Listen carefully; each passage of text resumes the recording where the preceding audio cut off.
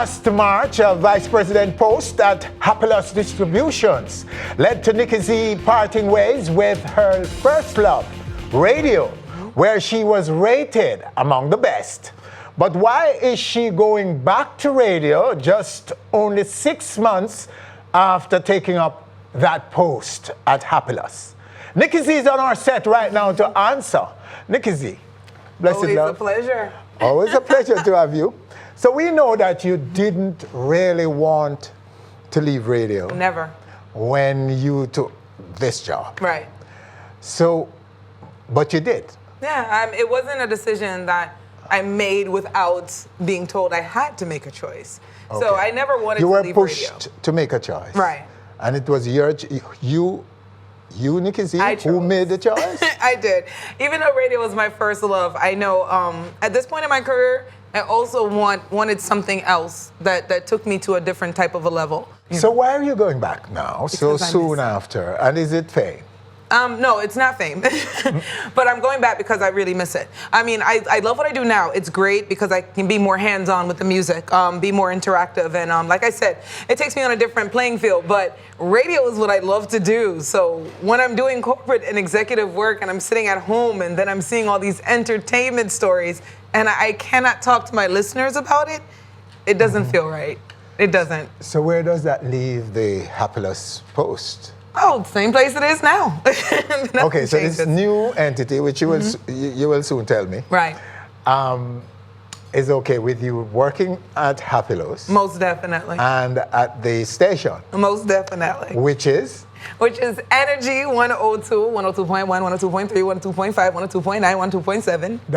that's a brand new radio station, is it? Yeah, it's brand new, but it's not something that's put together by new people to the industry. This is a station that's brought together by Mellow FM, the people who run Mellow FM. So big up to Al Robinson. I mean, now my radio family consists of people like Ron Mouchette, who's an absolute staple in the radio industry. So he does the morning show on Mellow. I'll be doing the morning show on Energy. Energy is going to be their station that pretty much has the hit music. So we're going to be more geared towards hit music, international and local hit music.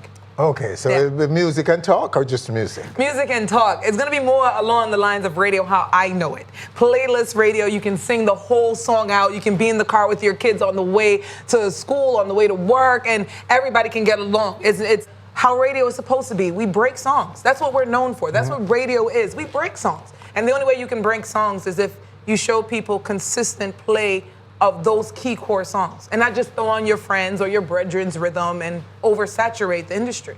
And your show will be what? How different? More than Anything Energy. new? The same as what you did at Fame? I would Something hate similar? to say anything is the same. What I will say is my listeners know me. I come to give them the best start to the morning that I can. So that is what I plan to do. So I don't want to be like, I'm going to do it better. I'm going to do it different. I'm going to do what you guys are used to me doing, and I always evolve. So whatever evolves with the time, you're So just your going to show, you have creative control of the show? Yes, I do. Oh, you do? Wow. So I want to wake up and talk to my listeners. I want to be there. I mean, you know, look at the show. It just happened last week with Ishawna. I can't talk to anybody about it. I want to talk about it. Well, Are you kidding me? For the hype and bounty, I need to talk about this stuff. I feel like I'm bursting every morning. In a minute, you'll get to talk about those. But so is it a void that Energy is filling for such a format Absolutely. that they saw and are now about to exploit? If you want me to be 100% real, I think there's a void in the market for radio, full stop. Because the thing is... Are you rubbishing everything that exists now, Nikki? Well, I'm not going to call it rubbish. I'm going to say that a lot of the stations that are out here, in my opinion, have not advanced with the time. And that doesn't reflect so much even on the personalities that are there, because I hear the cries of a lot of us who are out there and we want to do things different, but a lot of times we're stronghold into not doing things different. Okay. And unfortunately, now in 2017, with so many streaming outlets and ways for people to listen to music, why would you listen to radio? The only reason you listen to radio is because your personality that you love, the personality that you enjoy, is there also providing you with your favorite music. That is what's keeping radio alive.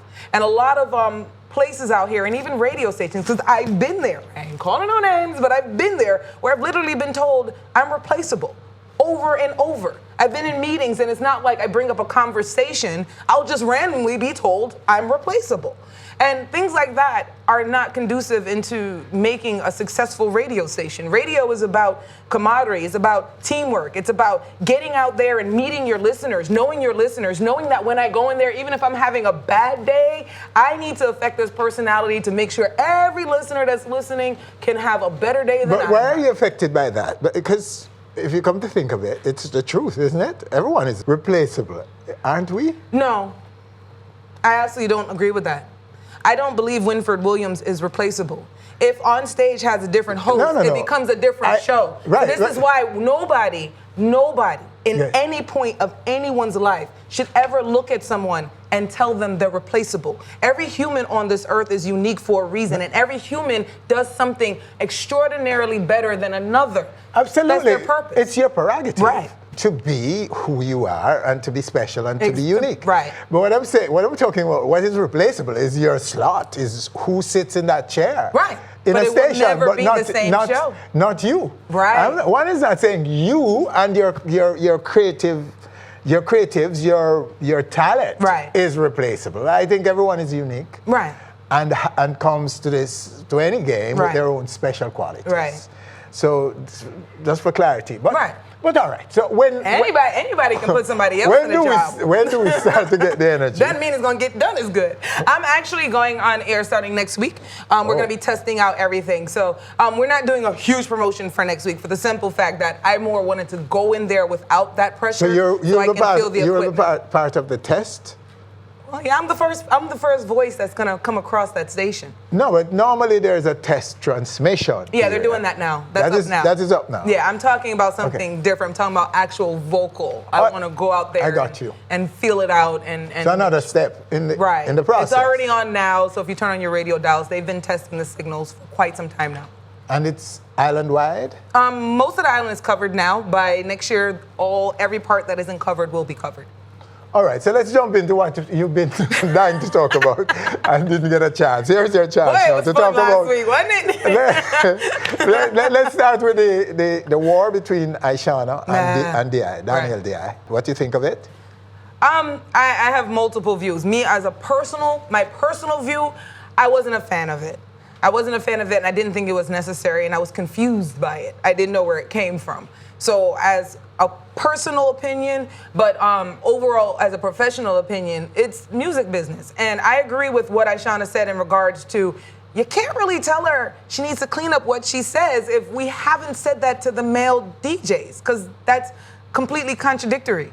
You know, she said what she said, and that's how she feels. So as a fan of music, or a fan of Ishawna, or a fan of DI, it's now for you to say, will I accept that or will I not accept that? So I don't think people need to be batter bruising her for doing what people have done in lyrical wars for years. Do you think women should be in lyrical wars? I think women can do anything men do and do it better. Okay, so they should be engaging one another. They can do anything they want to do. And I don't think anybody should tell a woman that they cannot do something they want to do. And I remember you and I had this conversation about Ishawna many times, because you always ask me about her. And I've said the same thing repeatedly about her. She is someone trying to figure out who she's trying to be. And I think she figured it out. Oh, okay. So now you're declaring that she knows where she's going. And I don't think she knows where she's going. I think she knows where she wants to be right now. I think she has made a conscious decision that she's going to be that person that is just going to be against everything that people find the normal way of doing things. And she's going to do it unapologetically. Okay. And there's nothing wrong with that. To be honest, we kind of need people like that in the industry, just like we have our Tommy Lee. Tommy Lee is not somebody who's for everybody, but he definitely has a hardcore following. Okay, so where do you place Ishawna in dancehall hierarchy right now? You want me to? Before I answer that, you saw how she answered the question when you asked her about Spice, though, right? You prayed that. Like, watch that answer again. She sees herself as going to that slot. She sees herself as going there. And personally, do I think she can get there? I think she can. I think she can. I think if she kind of focuses more on the business and become less angry when she's dealing with people outside of maybe her business, when she's actually not on stage, if she learns how to navigate through it, and it's not easy. So believe me, I'm not just saying that it's all her fault. It's not easy for So her. she will have to displace Spice, you say? Does she have a She positive? may and or will displace I don't want to Spice? say displaced because I do believe there's space for more than one. Like Okay. there's a lot of So, space. so she would be at the upper, I think she can upper get level, that. I think she can get that pot. sitting at the same level as Spice, you're saying? Maybe not at the same time, but I do think she has the capability if she works hard enough. Because if you remember years ago when Spice was out there, Spice was awesome on stage. But when it came to actually in the studio and putting it on wax, it wasn't actually equating the same. And as time goes by, she got even better in the studio. Meanwhile, her stage show was constantly improving, but in the studio became better, so she balanced out. And I think that's where Ishawna is going now. Every time I see her perform on stage, she's getting better. Every time she's going in the booths, her songs are coming out stronger. Every interview she does with you is better. Her first interview was more like this. It was more, I'm, hugging myself because I'm kind of insecure, so I'm doing this. And now her interviews are like, yeah, what? I'm ready. Yeah, what a problem? Ishawna. So, The confidence was oozing. confidence has moved. She was oozing with confidence. She's oozing it. Yeah. So I really feel confident with her. There's some other females that are coming out that I got my eyes on them, but we need them. So I'm definitely supporting them. So Bounty now. Bounty and Foota. That war. That irritates my soul because these are men. And that's stuff that mean girls do. That's stuff that mean girls do. You go and Bounty didn't do this part, I don't think. No, but you go and you're digging up videos of Noah Power to make this montage to prove a point that has nothing to do with Noah. You're going and you're putting up pictures of people's children that have nothing to do with your argument. They're minding their own business. But you now are dragging them into this war of words. They are damaging so many people, and it's like they don't even realize it, nor do they care. So now you got people talking all of these things about Noah. Y'all don't know Noah. Noah been doing them things from day one. They just took these little clips and made it look bad and look away. Noah is a really good person. Bounty's son, I met him a couple years ago, and he's a really nice kid. I don't care if you don't agree with the way he lives his life. That's not your business. It's not your business at all. So when they're putting these people personal stuff up on social media like Mean Girls, it's sad because I don't look at y'all like that. You know what I mean? It's not really Bounty so much because he wasn't putting up most of that stuff, but he's still engaging in it. And I don't like seeing it because y'all are the epitome of what's supposed to be. Like, you think Bounty, that's man. That's man right there. Yeah. So I don't let them do that, but don't let them draw you into that. They already been doing that from day one, but I don't like seeing it from, I don't like Beenie and daughter are somewhat engaged now. Daughter has been out there saying, I saw that. Calling on him to step up to his responsibilities and those kinds of. She too grown for that. She too grown for that. Okay. She's too grown for that. She's a grown woman now. Beenie is an older guy now. So I feel like the personal family business is not for social media. It's not. You know what I mean? Period. That's your family business. If you want to make a spectacle of it because you want to get more followers or you want to use it as leverage to increase your career, then do what you want to do for that purpose. But if you're just doing it because maybe you're hurt, then I think you need to be more adult about it and deal with that off of social media. And I think Jamaica in particular, our culture needs to not be so reliant on social media. We need to not follow that grain because that's not what I remember this culture being about. It used to be about hard work. It used to be about really grinding. The energy of the music was different. I remember going to parties and artists would come and get behind the sound system and that energy that they would give us. And we don't have it no more. Most of these new artists don't even want to go into the dance or the club. They think they're too good now. They're too good. You don't see them at your dance. You don't see them come out. And believe me, they're not supposed to go to every dance. They're not supposed to be out every night. But they don't come out at all. They don't show that support to the veterans. And even the veteran artists, I see them and it's like the new ones act like that they have no respect. And I don't know whose fault it is. I don't know if it's the older artists. I don't know if it's their fault. But there's a lack of respect. There's a lack of hard work. And it's sad. And I'm worried for the business because of it. Nikki Z. As always. As always. Big up Ishawna when I get the video. Equal rights. Got it on repeat. Hi. Okay, bless. Well, all right. All the very best with your new assignment. Energy. Listen, every morning, 6 to 9, I'm there. All right. Well, there you have her in this segment. Nikki Z, talking it as usual, as it is.